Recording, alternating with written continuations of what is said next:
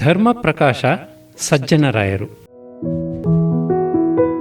ಮಂಡಿ ಹರಿಯಣ್ಣನವರ ಹೆಸರಿನ ಕೂಡ ನೆನಪಿಗೆ ಬರತಕ್ಕ ಹೆಸರು ಧರ್ಮಪ್ರಕಾಶ ಎಸ್ ಸಜ್ಜನರಾಯರದು. ಅವರಿಬ್ಬರೂ ಅಶ್ವಿನಿ ದೇವತೆಗಳ ಹಾಗೆ ಜೊತೆ ಜೊತೆಯಾಗಿ ಇರುತ್ತಿದ್ದರು. ಪ್ರತಿದಿನವೂ ಇಬ್ಬರೂ ಸೇರಿ ವಾಯುಸೇವನೆಗೆ ಹೊರಡುವರು. ಪ್ರತಿ ಸಂಜೆಯೂ ಹಾಗೆಯೇ. ಒಂದೇ ಜೀವ ಎರಡು ದೇಹಗಳಲ್ಲಿ ವ್ಯವಹಾರ ನಡೆಸುತ್ತಿದೆಯೋ ಎಂಬಂತೆ ಇತ್ತು ಅವರ ಸ್ನೇಹ. ಅವರಲ್ಲಿ ಒಬ್ಬರನ್ನು ಮಾತ್ರ ಸ್ನೇಹಿತರು ಕಂಡರೆ, ಏನು ಒಬ್ಬರೇ ಇದ್ದೀರಲ್ಲ ಅವರೆಲ್ಲಿ ಎಂದು ಕೇಳುವುದು ವಾಡಿಕೆ. ನನಗೆ ಹರಿಯಣ್ಣನವರ ಪರಿಚಯವಾಗುವುದಕ್ಕೆ ಎಷ್ಟೋ ಕಾಲ ಹಿಂದೆ ಸಜ್ಜನರಾಯರ ವಿಶ್ವಾಸ ದೊರೆತಿತ್ತು. ಆಗ ಅವರ ವ್ಯಾಪಾರ ಸ್ಥಳ ತುಪ್ಪದಾಂಜನೇಯನ ಗುಡಿಯ ಬೀದಿಯಿಂದ ಉತ್ತರದ ಕಡೆಗೆ ದೊಡ್ಡಪೇಟೆಯಲ್ಲಿತ್ತು. ಅವರ ಅಳಿಯಂದಿರು ನನ್ನ ಮಾನ್ಯ ಸ್ನೇಹಿತರು ಮನ್ನಾಜಿರಾಯರೂ ಅವರೊಡನೆ ವ್ಯಾಪಾರದಲ್ಲಿದ್ದರು. ಆಗಿನ ಒಂದು ಸಂದರ್ಭ ನನ್ನ ಜ್ಞಾಪಕದಲ್ಲಿ ನಿಂತಿದೆ. ಕುದುರೆಯ ಪ್ರಸಿದ್ಧಿ. ಸಜ್ಜನರಾಯರು ಆಗ ಫಸ್ಟ್ ಕ್ಲಾಸ್ ಕೋಚ್ ಗಾಡಿಯನ್ನು ಇಟ್ಟಿದ್ದರು. ಅದರ ಕುದುರೆಯ ಪ್ರಸಿದ್ಧಿ ಆಗ ಬೆಂಗಳೂರಿನಲ್ಲೆಲ್ಲ ಜನಜನಿತವಾಗಿತ್ತು. ಮುಖದಿಂದ ಬಾಲದವರೆಗೂ ಒಂದು ಅಂಗಲ ಬಿಡದೆ ಸಂಪೂರ್ಣ ಬಿಳುಪಾದ ಮೈಬಣ್ಣ, ಅದು ಕಾಂತಿಯುಳ್ಳದ್ದು. ಅದರ ನಡಿಗೆ ಕುಣಿತವೆನ್ನಬೇಕು. ಅದಕ್ಕೆ ನವಾರು ಮೊದಲಾದುವನ್ನು ಬೆಳ್ಳಿಯಿಂದಲೂ ರೇಷ್ಮೆಯಿಂದಲೂ ಮಾಡಿಸಿದ್ದರು. ಬೆಂಗಳೂರು ಜನಕ್ಕೆ ಕಣ್ಣಿಗೆ ಹಬ್ಬ ಮಾಡಿಸುವ ಪದಾರ್ಥವೆಂದರೆ ಸಜ್ಜನರಾಯರ ಕುದುರೆ. ಏನು ಸೊಗಸಾದ ಕುದುರೆ, ಏನು ಅಂದವಾದ ನಡಿಗೆ. ಆ ಕುದುರೆ ಯಾವ ಕಾರಣದಿಂದಲೋ ನನಗೆ ಜ್ಞಾಪಕವಿಲ್ಲ, ದೈವಾಧೀನವಾಯಿತು. ಅದನ್ನು ನೆನೆದು ಕಣ್ಣೀರಿಡದವರಿಲ್ಲ.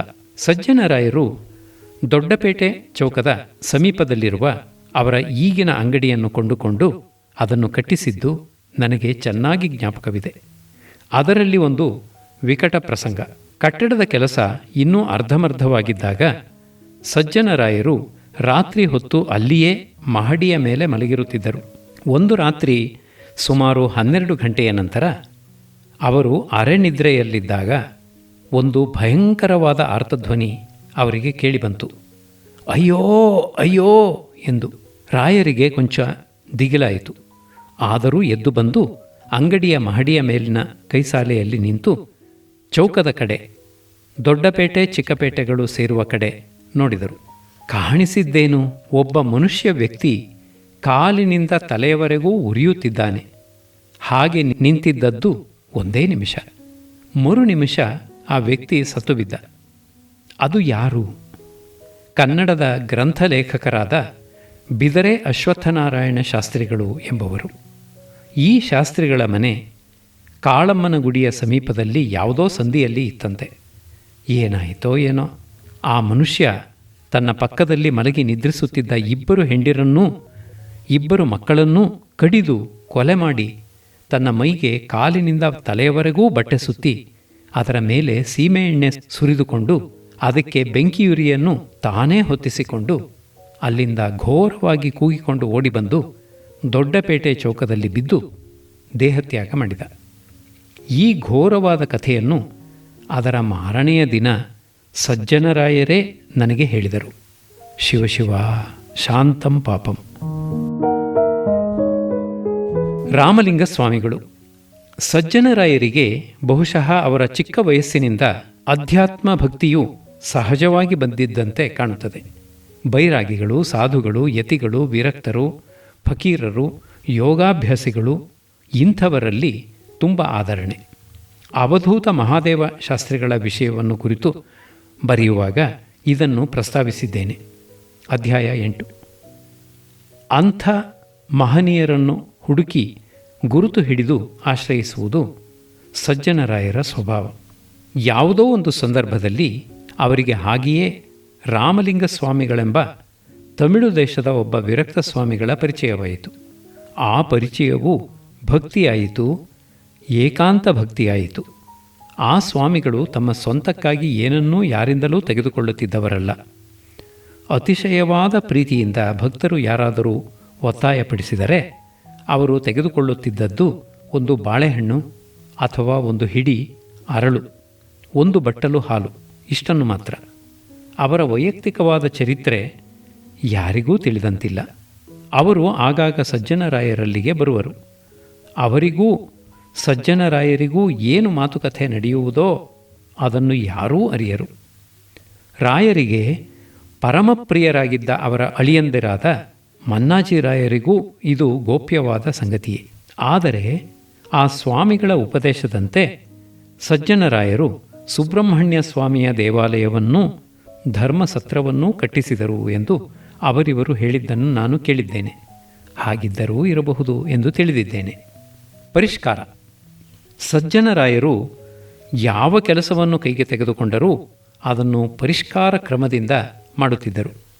ಅವರು ಕಟ್ಟಿಸಿದ ದೇವಾಲಯದಲ್ಲಿ ವಿಗ್ರಹಗಳನ್ನು ಕಂಬಗಳನ್ನು ಮಾತ್ರವೇ ಅಲ್ಲ, ನೆಲದ ಮೇಲಿನ ಹಾಸುಗಳನ್ನೂ ಮಂಟಪದಲ್ಲಿನ ಹಾಸುಗಲ್ಲುಗಳನ್ನು ದಿನದಿನವೂ ತೊಳೆಯಬೇಕು. ಎಣ್ಣೆಯ ಜಿಡ್ಡು ಏನಾದರೂ ಇದ್ದರೆ ಪಟಿಕ, ಉಪ್ಪಿನ ಸರಬರಾಯಿ, ಪೊರಕೆಗಳು, ಗೋಣಿತಾಟಿನ ಬಟ್ಟೆ ಅದನ್ನು ಉಜ್ಜಿ ಚೊಕ್ಕಟ ಮಾಡಬೇಕು. ಇದಕ್ಕಾಗಿ ತಿಂಗಳು ಬೇಕಾಗುವ ಪಟಿಕ, ಉಪ್ಪಿನ ಸರಬರಾಯಿ, ಪೊರಕೆಗಳು, ಗೋಣಿತಾಟಿನ ಬಟ್ಟೆ ಈ ಎಲ್ಲ ಪರಿಕರಗಳಿಗೂ ಪಟ್ಟಿ ಮಾಡಿ ಇಷ್ಟಿಷ್ಟು ವಿನಿಯೋಗವಾಗತಕ್ಕದ್ದೆಂದು ಬರೆಯಿಸಿಟ್ಟರು. ಅದರಂತೆ ಕೆಲಸ ನಡೆಯುತ್ತಿದೆಯೇ ಎಂದು ತಾವು ಅಲ್ಲಲ್ಲಿ ಕೈಯಿಟ್ಟು ನೋಡಿ ಪರೀಕ್ಷಿಸುವರು. ದೇವಸ್ಥಾನಕ್ಕಾಗಿ ಜಾಗ ಬೇಕೆಂದು ದಿವಾನ್ ಮಿರ್ಜಾರವರಲ್ಲಿಯೂ ಇತರ ಅಧಿಕಾರಿಗಳಲ್ಲಿಯೂ ಅವರು ಪದೇ ಪದೇ ಹೋಗಿ ಬರಬೇಕಾಗಿತ್ತು. ಆಗ ಅವರನ್ನು ನಾನು ಪದೇ ಪದೇ ಕಾಣುತ್ತಿದ್ದೆ.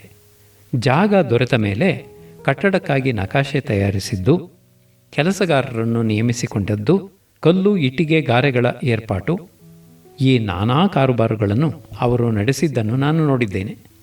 ರಾಯರು ಸ್ವಂತ ಕೈಯಿಂದ ಮುಟ್ಟಿ ನೋಡಿ ಅಜಮಾಯಿಷಿ ಮಾಡದೇ ಇದ್ದ ಕಲ್ಲು ಆ ಕಟ್ಟಡದೊಳಗೆ 1 ಅಂಗುಲದಷ್ಟೂ ಇಲ್ಲ. ಪ್ರತಿಯೊಂದು ಸಣ್ಣ ತಪಶೀಲನ್ನೂ ಸಹ ಅವರು ಪಾಲು ಮಾರದೆ ನೋಡಿಕೊಂಡರು. ಕಟ್ಟಡದ ಕೆಲಸ 2-3 ವರ್ಷ ನಡೆಯಿತೆಂದು ನನ್ನ ಜ್ಞಾಪಕ. ಪ್ರತಿದಿನವೂ ಬೆಳಗ್ಗೆ ಸುಮಾರು 8ರಿಂದ ರಾತ್ರಿ 8ರವರೆಗೂ ರಾಯರು ಅಲ್ಲಿಯೇ ಇರುತ್ತಿದ್ದರು. ಅವರ ಸ್ನೇಹಿತರು, ಇತರ ಜನರು ಅವರನ್ನು ಕಾಣಲು ಅಲ್ಲಿಗೇ ಬರುತ್ತಿದ್ದರು. ಗುಡಿಯ ಕಟ್ಟಡ ಮುಗಿಯಿತು, ಪ್ರತಿಷ್ಠೆಯಾಯಿತು. ಆಗ ಒಂದು ವಿನೋದ. ಅಲ್ಲಿಗೆ ಸಮೀಪದಲ್ಲಿ ಸೀನಿಯರ್ ಸರ್ಜನ್ ಎಸ್ ಸುಬ್ಬರಾಯರ ಮನೆ. ನಾನು ಸ್ನೇಹದ ಭೇಟಿಗಾಗಿ ಅಲ್ಲಿಗೆ ಹೋಗಿದ್ದೆ. 10 ನಿಮಿಷದೊಳಗಾಗಿ ಸಜ್ಜನರಾಯರೂ ಅಲ್ಲಿಗೆ ಬಂದರು. ಡಾಕ್ಟರ್ ಸುಬ್ಬರಾಯರು ಕೇಳಿದರು. ಸುಬ್ಬರಾಯರು: ಏನು ರಾಯರೇ, ಗುಡಿ ಕಟ್ಟಿಸಿದಿರಿ, ಬೋಳು ಬೋಳಾಗಿ ನಿಲ್ಲಿಸಿದಿರಿ, ಗೋಪುರ ಕಟ್ಟುವುದಿಲ್ಲವೇ? ಸಜ್ಜನರಾಯರು: ದುಡ್ಡಿಲ್ಲ ಸ್ವಾಮಿ. ಸುಬ್ಬರಾಯರು ತತ್ಕ್ಷಣವೇ ಕೋಣೆಯೊಳಗೆ ಹೋಗಿ ಬಂದು ಒಂದು 3 ಕಾಸಿನ ಬಿಲ್ಲೆ, ಅದರ ಒಂದು ಬಿಡಿ ಕಾಸು, ಇದನ್ನು ಮೇಜಿನ ಮೇಲೆ ಕುಕ್ಕಿದರು. ಸಜ್ಜನರಾಯರು: ಇದೇನು? ಸುಬ್ಬರಾಯರು: ದುಡ್ಡಿಲ್ಲವೆಂದಿರಲ್ಲ, ತೆಗೆದುಕೊಳ್ಳಿ. ಗೋಪುರ ಕಟ್ಟಿಸಿ ಗೋಪುರವಿಲ್ಲದ ಗುಡಿಯನ್ನು ಎಷ್ಟು ದಿನ ನೋಡುವುದು? ಸಜ್ಜನರಾಯರು ಆಗ ಹೇಳಿದರು: ಸ್ವಾಮಿ, ಪುಣ್ಯಾತ್ಮರು ಲೋಕದಲ್ಲಿ ಯಾರು ಯಾರಿದ್ದಾರೋ ಅಂಥವರೆಲ್ಲರಿಂದಲೂ ನಾನು ಹಣ ಬಿಡುತ್ತೇನೆ. ಇದರಲ್ಲಿ ನನ್ನದೇನೂ ಇಲ್ಲ. ನಿಮ್ಮಂಥವರ ಪುಣ್ಯದಿಂದ ದೇವರ ಕಾರ್ಯ ನಡೆಯಬೇಕು. ನಿಮ್ಮ ಈ ದುಡ್ಡಿನಿಂದಲೇ ಪುಣ್ಯ ಕಾರ್ಯ ಪ್ರಾರಂಭ. ಇದು ನಡೆದ 1-2 ತಿಂಗಳೊಳಗಾಗಿ ಗೋಪುರದ ಕೆಲಸ ಆರಂಭವಾಯಿತು. ರಾಯರು ಮಡಿಯುಟ್ಟು ಪತ್ನಿ ಸಮೇತರಾಗಿ 4 ಬೀದಿ ತಿರುಗಿದರು. ಜನರಿಗೆಲ್ಲ ಒಳ್ಳೆಯ ಕಾರ್ಯವನ್ನು ಅಷ್ಟು ಒಳ್ಳೆಯವರು ಪ್ರಾರಂಭ ಮಾಡಿದರಲ್ಲ ಎಂದು ಸಂತೋಷ. ತಮಗೆ ತೋರಿದ ಕಾಣಿಕೆಗಳನ್ನು ಅವರೆಲ್ಲ ರಾಯರ ತಟ್ಟೆಯಲ್ಲಿ ಹಾಕಿದರು. ಆ ಕಾಣಿಕೆಗಳಿಗೆ ಬೆಲೆಯನ್ನು ಬ್ಯಾಂಕಿನ ದೃಷ್ಟಿಯಿಂದ ಕಟ್ಟತಕ್ಕದ್ದಲ್ಲ, ಗಣಿತದ ದೃಷ್ಟಿಯಿಂದಲೂ ಅಲ್ಲ, ಜನದ ಮನೋಭಾವದ ದೃಷ್ಟಿಯಿಂದ. ಬಹುಜನರ ಪರಿಶುದ್ಧವಾದ ಭಕ್ತಿ ತಮ್ಮ ಪ್ರಯತ್ನದಲ್ಲಿ ಸೇರಬೇಕು ಎಂದು ಸಜ್ಜನರಾಯರ ಹಂಬಲ. ಕೃತಕೃತ್ಯತೆ. ಗೋಪುರದ ಕೆಲಸ ಮುಗಿದ ಮೇಲೆ ಕಳಶ ಸ್ಥಾಪನೆಯಾಗಿ ಸಂಪ್ರೋಕ್ಷಣೆ ನಡೆದ ದಿನ ಸಜ್ಜನರಾಯರನ್ನು ನೋಡಬೇಕು. ಆಗ ಅವರು ಕೃತಕೃತ್ಯತೆಯ ಸಂತೋಷದ ಮೂರ್ತ ಸ್ವರೂಪರು. ತುಂಬ ಆನಂದ. ಮನುಷ್ಯ ಜೀವನದ ಸಾರಭಾಗವೆಂದರೆ ಆ ಸಂತೋಷ. ಅಂಥ ನಿರ್ಮಲವಾದ ಸಂತೋಷಕ್ಕಾಗಿ ಬದುಕಬೇಕು. ಯಾರಿಗೆ ಆ ಸಂತೋಷ ದೊರೆತಿದೆಯೋ ಅವರೇ ಧನ್ಯರು. ಒಂದು ದಿನ ಮಧ್ಯಾಹ್ನ ಸುಮಾರು 3 ಗಂಟೆಯ ಸಮಯದಲ್ಲಿ ಸಜ್ಜನರಾಯರು ನನ್ನ ಮನೆಗೆ ದಯಪಾಣಿಸಿದರು. ನಾನು ಅವರನ್ನು ಬರಮಾಡಿಕೊಂಡು ಅವರು ಕುಳಿತ ಮೇಲೆ ಕೇಳಿದೆ. ನಾನು: ಏನು ರಾಯರೇ, ಈ ಬಿಸಿಲಿನಲ್ಲಿ ಬರೋಣವಾಯಿತಲ್ಲ? ಉರಿ ಬಿಸಿಲು. ಸಜ್ಜನರಾಯರು: ಬಿಸಿಲಿರಲಿ ಸ್ವಾಮಿ, ಅದನ್ನು ಹೇಗಾದರೂ ತಡೆಯಬಹುದು. ನನ್ನ ಮನಸ್ಸಿನಲ್ಲಿ ಒಂದು ಕಳವಳ ಎದ್ದಿದೆಯಲ್ಲ, ಅದರ ತಾಪ ಬಲವಾಗಿದೆ. ನಿಮ್ಮನ್ನು ಒಂದು ಕೇಳಬೇಕು ಅನ್ನಿಸಿತು, ಬಂದೆ. ನಾನು, ಏನು ರಾಯರೇ ಅಂಥ ಕಳವಳ ನಿಮಗೆ? ದೇವಸ್ಥಾನದ ಕೆಲಸ ಚೆನ್ನಾಗಿ ನಡೆದಿದೆಯಲ್ಲ? ಸಜ್ಜನರಾಯರು, ಸ್ವಾಮಿ, ನಮ್ಮ ಹಿಂದೂ ಮತ ಉಳಿಯುತ್ತದೆಯೇ? ನಾನು, ಇದೇನು ಹೀಗನ್ನುತ್ತೀರಿ? 2 ವರ್ಷದ ಹಿಂದೆಯಾದರೂ ಕೇಳಿದ್ದಿದ್ದರೆ ನಿಮಗೆ 2 ಲಕ್ಷ ರೂಪಾಯಿ ಉಳಿಸುವ ಏರ್ಪಾಟು ಮಾಡಬಹುದಾಗಿತ್ತು. ಸಜ್ಜನರಾಯರು, ಅದು ಹೇಗೆ? ನಾನು, ಗುಡಿ ಸತ್ರ ಕಟ್ಟುವುದನ್ನು ಆಗ ನಿಲ್ಲಿಸಬಹುದಾಗಿತ್ತು. ಸಜ್ಜನರಾಯರು, ತಮಾಷೆ ಮಾಡಬೇಡಿ ಸ್ವಾಮಿ, ನನಗೆ ಮನಸ್ಸಿನಲ್ಲಿ ಕಾತರವಾಗಿದೆ. ನಾನು, ರಾಯರೇ, ನಿಮಗೇಕೆ ಇಂಥ ಭಯ? ಹಿಂದೂ ಮತ ಶಾಶ್ವತವಾಗಿರತಕ್ಕದ್ದು, ಅದಕ್ಕೆ ಎಂದೂ ಚ್ಯುತಿ ಬರಲಾರದು. ಸಜ್ಜನರಾಯರು, ಯಾರೋ ಅಂತಾರೆ ಸ್ವಾಮಿ, ಗುಡಿಗೆ ಯಾಕೆ ಹಾಕಿದೆ ದುಡ್ಡು? ಅದಕ್ಕೆ ಬದಲಾಗಿ ಇನ್ನೇನಾದರೂ ಧರ್ಮ ಕಾರ್ಯ ಮಾಡಬಹುದಾಗಿತ್ತು. ಸ್ಕೂಲೋ, ಆಸ್ಪತ್ರೆಯೋ, ಪಶುವೈದ್ಯ ಶಾಲೆಯೋ, ವಿದ್ಯಾರ್ಥಿ ನಿಲಯವೋ ಮಾಡಿದ್ದರೆ ಚೆನ್ನಾಗಿತ್ತು ಅನ್ನುತ್ತಾರೆ ಸ್ವಾಮಿ. ಆದ್ದರಿಂದ ಮನಸ್ಸು ಕೊಂಚ ನೋಯುತ್ತದೆ. ನಾನು, ಸ್ಕೂಲು, ವಿದ್ಯಾರ್ಥಿ ನಿಲಯ ಅದೆಲ್ಲ ಒಳ್ಳೆಯದೇ, ಅದು ಕೆಟ್ಟದ್ದೆಂದು ಯಾರೂ ಹೇಳರು. ಆದರೆ ಅದೆಲ್ಲಕ್ಕೂ ಮೂಲಭೂತವಾದದ್ದು ಭಗವಂತ. ಭಗವಂತನಲ್ಲಿ ನಂಬಿಕೆ ಇದ್ದರೆ ಆ ನಂಬಿಕೆಯಿಂದ ಹುಟ್ಟತಕ್ಕದ್ದು ಧರ್ಮ. ಭಗವಂತನೇ ಇಲ್ಲವೆಂದರೆ ಧರ್ಮವೇಕೆ, ನೀತಿ ಏಕೆ? ನಮ್ಮ ಜೀವನ ಇರುವುದು ಭಗವಂತನಲ್ಲಿ ಇಟ್ಟಿರುವ ವಿಶ್ವಾಸದ ಆಧಾರದ ಮೇಲೆ. ಆ ಭಗವಂತನಾದರೋ ನಮ್ಮ ಕಣ್ಣಿಗೆ ಕಾಣಿಸುವ ವಸ್ತುವಲ್ಲ, ಅದು ನಮ್ಮ ಕೈಗೆ ದೊರಕತಕ್ಕದ್ದಲ್ಲ. ಆದುದರಿಂದ ಭಗವಂತನನ್ನು ನಾವು ಧ್ಯಾನ ಮಾಡುವುದಕ್ಕೆ ಏನಾದರೂ ಒಂದು ಗುರುತು ಬೇಕು. ನಾವು ಆ ಗುರುತಿನ ಮೂಲಕ ಭಗವಂತನನ್ನು ಮನಸ್ಸಿನಲ್ಲಿ ಕಲ್ಪನೆ ಮಾಡಿಕೊಳ್ಳುತ್ತೇವೆ. ಆ ಗುರುತೇ ಗುಡಿ. ಆದದ್ದರಿಂದ ಮನುಷ್ಯನಿಗೆ ಭಗವಂತನ ಅವಶ್ಯಕತೆ ಎಷ್ಟು ಕಾಲ ಇರುತ್ತದೆಯೋ ಅಷ್ಟು ಕಾಲ ಗುಡಿಯ ಅವಶ್ಯಕತೆ ಇರುತ್ತದೆ. ಗುಡಿಯೇ ಭಗವಂತನಲ್ಲ, ಆದರೆ ಗುಡಿಯ ಮೂಲಕ ಭಗವಂತ. ಇದು ಸಾಮಾನ್ಯ ಜನಗಳ ದಾರಿ. ಶಾಶ್ವತ ವಸ್ತು ಮುಸಲ್ಮಾನರ ವಿಷಯದಲ್ಲಿಯೂ ಕಿರಸ್ತಾನರ ವಿಷಯದಲ್ಲಿಯೂ ಕೂಡ ಇದು ಒಪ್ಪಬೇಕಾದ ಮಾತು. ದೇವರನ್ನು ಬಿಟ್ಟರೆ ಮನುಷ್ಯನಿಗೆ ಜೀವನಾಧಾರವೇನಿದೆ? ಜಮೀನು, ಮನೆ, ಬ್ಯಾಂಕಿನಲ್ಲಿ ಹಣ, ಚಿನ್ನ, ಇದನ್ನೆಲ್ಲ ನಂಬಿಕೊಂಡು ಮನುಷ್ಯ ಎಷ್ಟು ದಿನ ಬದುಕಿಯಾನು? ಮಕ್ಕಳು, ಮಡದಿ, ಸ್ನೇಹಿತರು, ಬಳಗ ಇವೆಲ್ಲ ಎಷ್ಟು ದಿನ ಇರುತ್ತವೆ? ದೇವರಲ್ಲವೇ ಶಾಶ್ವತವಾದ ವಸ್ತು. ಮನುಷ್ಯ ಎಷ್ಟು ಬಲಿಷ್ಠನಾದರೂ, ಎಂಥ ಬುದ್ಧಿವಂತನಾದರೂ ಅವನ ಶಕ್ತಿಗೂ ಸಂಪತ್ತಿಗೂ ಎಂದೋ ಒಂದು ದಿನ ಕೊನೆ ಬಂದೇ ಬರುತ್ತದಲ್ಲವೇ? ಆಗ ಅವನು ತನ್ನ ಅಸಹಾಯಕತೆಯನ್ನು ಕಂಡುಕೊಂಡು ಭಗವಂತನನ್ನು ನಂಬಬೇಕಾಗುತ್ತದೆ. ಅಂಥ ಜನ ಬೆಂಗಳೂರು ಸುತ್ತಮುತ್ತಲಿನವರು ವಿಶ್ವೇಶ್ವರಪುರಕ್ಕೆ ಬಂದು ಸುಬ್ರಹ್ಮಣ್ಯ ಸ್ವಾಮಿಯನ್ನು ಶರಣು ಹೋಗುತ್ತಾರೆ. ಸಾವಿರಾರು ವರ್ಷ, ಸಾವಿರಾರು ಮಂದಿಗೆ ಬದುಕಲು ಒಂದು ಧೈರ್ಯವನ್ನೂ ಒಂದು ಉತ್ಸಾಹವನ್ನು ಉಂಟು ಮಾಡಲು ಕಾರಣವಾದ ಕೆಲಸವನ್ನು ನೀವು ಮಾಡಿದ್ದೀರಿ. ಇದೇ ಶಾಶ್ವತ ಧರ್ಮ. ಸಜ್ಜನರಾಯರು ನನ್ನ ಮಾತನ್ನು ಗಮನವಿಟ್ಟು ಲಾಲಿಸಿದರು. ತಮ್ಮ ಮನಸ್ಸಿಗೆ ಧೈರ್ಯ ಬಂತೆಂದು ಹೇಳಿ ಹೊರಟು ಹೋದರು. ನಮ್ರತೆ, ರಾಯರ ಸ್ವಭಾವವನ್ನು ತಿಳಿಸುವ ಒಂದು ಸಂಗತಿಯನ್ನು ಹೇಳುತ್ತೇನೆ. ಇನ್ನೊಂದು ದಿನ ಮಧ್ಯಾಹ್ನ ಅವರು ನನ್ನ ಮನೆಗೆ ಬಂದರು. ಆಗ ನಾನು ಸಾಮಾನ್ಯವಾಗಿ ಕಾಫಿ ಸೇವಿಸುವ ಹೊತ್ತು. ಅಂಥ ಸಮಯಕ್ಕೆ ರಾಯರು ನನ್ನ ಮನೆಗೆ ಬಂದದ್ದು ನನಗೆ ತುಂಬ ಸಂತೋಷ. ನನ್ನ ಮನೆಯಲ್ಲಿ ಮಾಡಿದ ಉಪ್ಪಿಟ್ಟನ್ನು ಒಂದು ತಟ್ಟೆಯಲ್ಲಿಯೂ ಕಾಫಿಯನ್ನು ಒಂದು ಬಟ್ಟಲಿನಲ್ಲಿಯೂ ನನ್ನ ತಂಗಿ ತಂದು ನನಗೆ ಕೊಡುವಂತೆಯೇ ಅವರಿಗೂ ಕೊಟ್ಟಳು. ನಾವು ಆ ಮಾತು ಈ ಮಾತು ಆಡುತ್ತಾ ಉಪಹಾರ ಮಾಡುತ್ತಿದ್ದೆವು.